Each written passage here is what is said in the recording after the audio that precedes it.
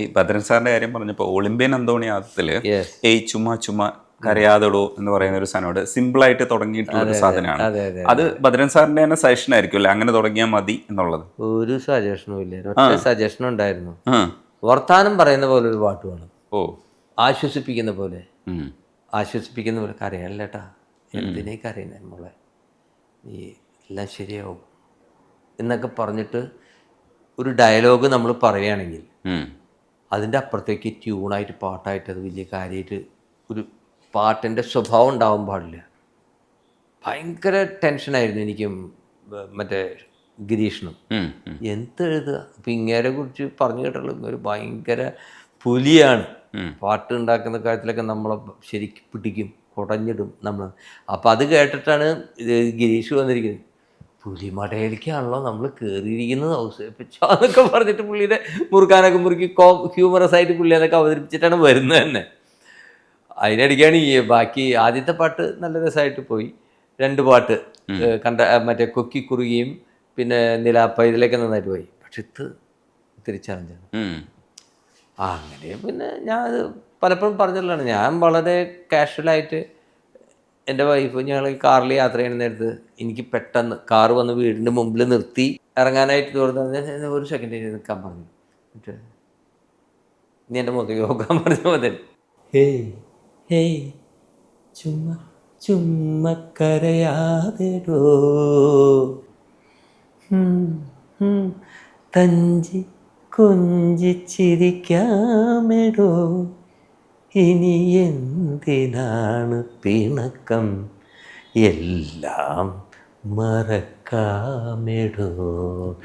ഇത് ഞാൻ just as it is with this lyrics ഞാൻ മറിയയുടെ അടുത്ത് പാടുകയാണ്. അവളുടെ ഫേസിൽ കണ്ണീന്നൊക്കെ വെള്ളം വന്ന് പെട്ടെന്ന്. ഇതിപ്പം നമുക്കറിയാം ഇത് എന്താണെന്നുള്ളത്, പാട്ടും അറിയാം, ഈ സിറ്റുവേഷനും അറിയാം. പക്ഷെ അന്നത് ഇറ്റ് വാസ് എ ഷോക്കിംഗ്.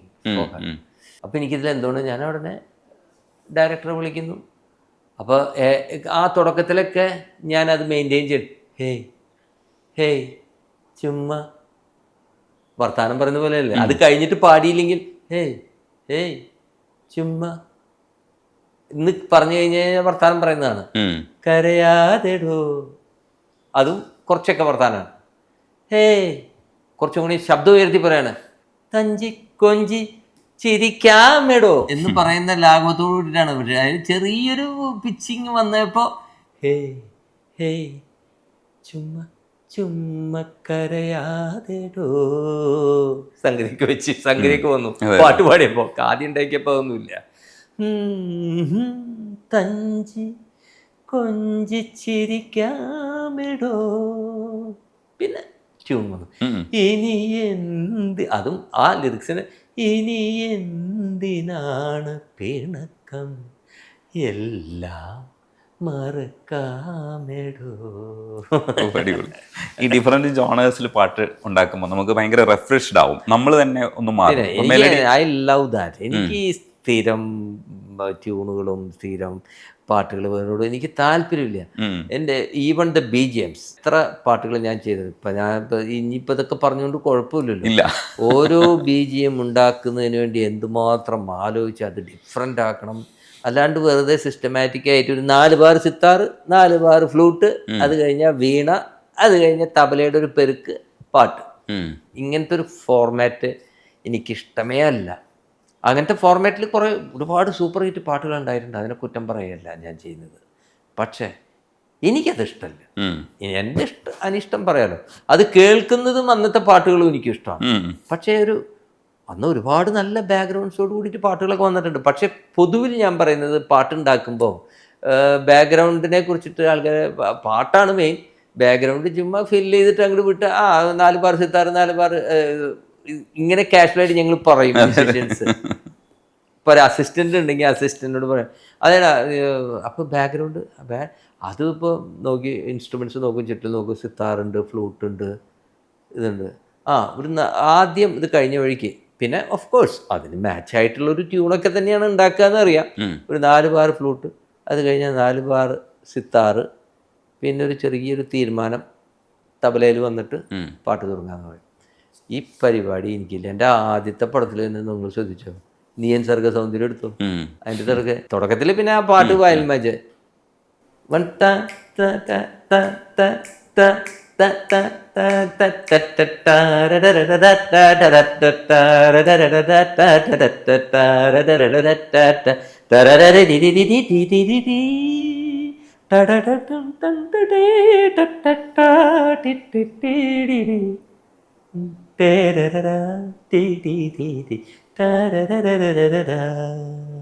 പൂമാനവും താഴെ ഭൂമിയും മേഘലാവണ്യമേ. ഭയങ്കര പിച്ചായി പോയി പാടിയപ്പോൾ, ആവേശം മുതൽ. അതാണ് അല്ല ഞാൻ പറഞ്ഞത് എങ്ങനെ, ഞാൻ ആദ്യത്തെ തൊട്ട് എനിക്ക് അങ്ങനെ എൻ്റെ BGMs I wanted it to be different. എൻ്റെ തന്നെ പാട്ടിൻ്റെ ഒരു BGM റിപ്പീറ്റ് ചെയ്യുന്നത് പർപ്പസിൽ ചിലപ്പോൾ ചെയ്യും. ചില പർപ്പസ് ഉണ്ടാവും, അതിനൊരു സാഹചര്യം ഉണ്ടാവും, അത് റിപ്പീറ്റ് ചെയ്യേണ്ട ഒരു ആവശ്യം. ഇപ്പോൾ അത് അങ്ങനെ പറയുകയാണെങ്കിൽ ഏതോ ഒരു പാട്ടിലുണ്ടല്ലോ, മറ്റേ നമ്മുടെ പഴയ പാട്ട് എനിക്ക് ഭയങ്കര ഇഷ്ടമാണ്, സലിൽ ജോസിൻ്റെ പാട്ട്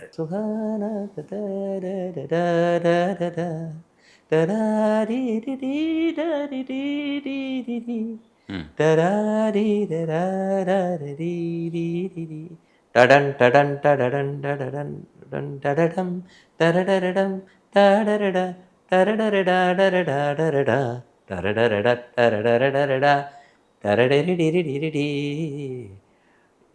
ഒരു പാട്ടിന്റെ ട്യൂൺ എടുത്തിട്ട് വേറൊരു പാട്ടിലെ ബാക്ക്ഗ്രൗണ്ട് ആക്കിയിട്ടുണ്ട്. എനിക്ക് അല്ല ഞാൻ പറയുന്നത് അങ്ങനെ വല്ലപ്പോഴും ചെയ്തിട്ടുണ്ടെങ്കിലേ ഉള്ളൂ എന്ന് ഞാൻ പറഞ്ഞു. ഇപ്പൊ പാതിരാമഴയായാലും അതിന്റെ BGMs ഒക്കെ കണ്ടില്ലേ, ഒരു സിസ്റ്റമാറ്റിക് BGM ആയിരിക്കില്ല. അതേപോലെ ഇപ്പോ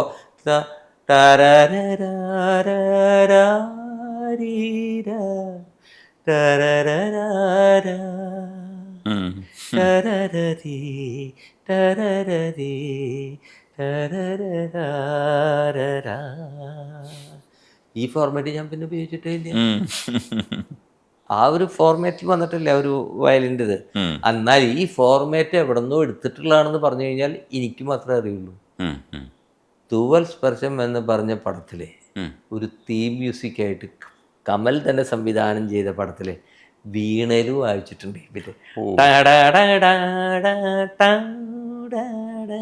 ഉർവശിയും സുരേഷ് ഗോപിയും തമ്മിലുള്ളൊരു ഡിറ്റാച്ച്ഡ്, അവർ തമ്മിൽ അങ്ങനെയാണല്ലോ കുട്ടീൻ്റെ ആ സെൻറ്റിമെൻറ്റ്സിന് ഒരു തീം മ്യൂസിക് ആയിരുന്നത്. ഇതേപോലെയല്ല, ചെറിയ വ്യത്യാസം ഉണ്ടെന്ന് വെച്ചോ. ഇതുണ്ട്, ഞാനത് കമലെ അത് ആ ഒരു ബിറ്റുണ്ട്, അത് അത് സൂപ്പറാണ്. അങ്ങനെ നമ്മൾ പർപ്പസ്ഫുള്ളി നമ്മൾ ചില കാര്യങ്ങൾ നമ്മൾ അഡോപ്റ്റ് ചെയ്യും. ഈ S രമേശൻ നായരുടെ ഡിഫറെൻ്റ് ആയിട്ടുള്ള ലൈനാണ്, ആണല്ല പെണ്ണല്ല അടിപൊളി വേഷം ഞങ്ങൾ സന്തുഷ്ടരായില്ലേ. അത് വേറെ മറ്റേ ഇരുമയും ഒരു മനസ്സും അത് നല്ല പാട്ട്. പക്ഷെ ഇത് രസമായിരുന്നു അന്ന്, അതിന് ഭയങ്കര ഒരു അംഗീകാരം കിട്ടി അവരുടെ ആ കഥയുമായിട്ട് ബന്ധപ്പെട്ട് ഭയങ്കര രസമായിരുന്നു. അതേപോലെ സാറ് ഡിഫറൻസ് കൊണ്ടുവരുമ്പോൾ ടങ് ട്വിസ്റ്റർ കൊണ്ടുവന്നാണ് കളകളമൊഴുകുമോ ഒരു അരുവിയിൽ അലകളിൽ, കളകളമിളകുമോ ഒരു അരുവിയിൽ അലകളിൽ ഒരു കുളിരൊരു പുളകം. കളകളമൊഴുകുമോ ഒരു അരുവിയിൽ അലകളിൽ ഒരു കുളിരൊരു പുളകം, ഉതിരുമോ അലികുളം ഇളകിയ ചുരുളലകം. അഡ്ജസ്റ്റ് ചെയ്ത് ഒപ്പിക്കാം. പക്ഷെ ഈ ബിജു സാറിന്റെ ഈ വരിക്കുള്ളില് അർത്ഥം ഞാൻ തേടിപ്പോയിട്ടുണ്ട്. കളകളമൊഴുകും ഒരു അരുവിയിൽ അലകളിൽ ഒരു കുളിര് ഒരു പുളകം. ഓക്കെ, ആ കുളിര് ഒരു പുളകം. അപ്പൊ കരളിലെ മലരിതൾ ഉതിരുമൊരു അളികുലം പണ്ട് അളികുലം ഇളകിയ ചുരുളലകം.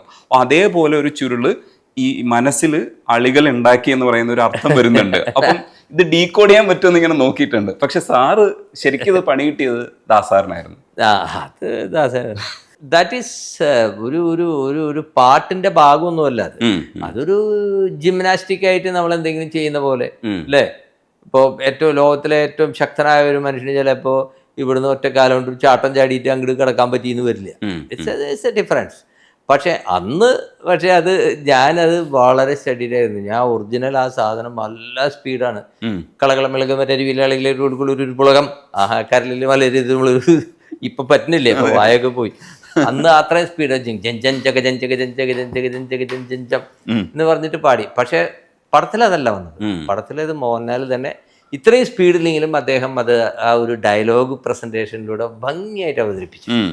ഇത് ഒരു പാട്ട് പോലെയാവില്ലേ ഇത്, പക്ഷെ അദ്ദേഹത്തിന്റെ ഡബിങ് പോലെ വന്നു രസകരമായിട്ട്.